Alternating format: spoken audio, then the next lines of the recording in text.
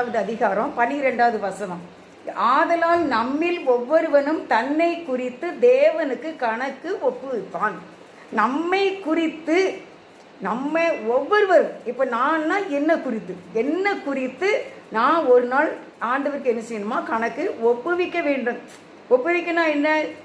எப்போ இருந்து நம்ம தவறுன்னு செய்ய ஆரம்பித்ததில் இருந்துங்கிற மாதிரி தானே வருது. இப்போ நான் 100 வயசு வரைக்கும் இருக்கேன்னா 100 வயசு வரைக்கும் நான் செய்ததை தேவனிடத்தில் என்ன செய்யணுமோ கணக்கு ஒப்புவிக்க வேண்டும்.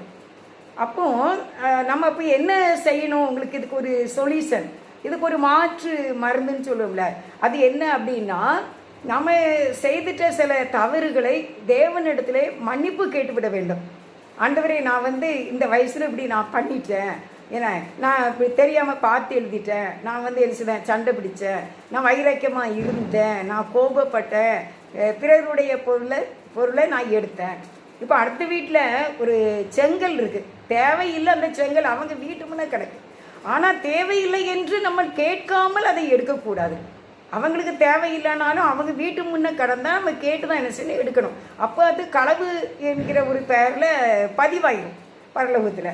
அதனால தான் நம்ம எல்லாவற்றையும் குறித்து கணக்கு ஒவ்வொன்றும், அதெல்லாம் நம்மில் ஒவ்வொருவனும் தன்னை குறித்து தேவனுக்கு கணக்கு ஒப்புவிப்பான்.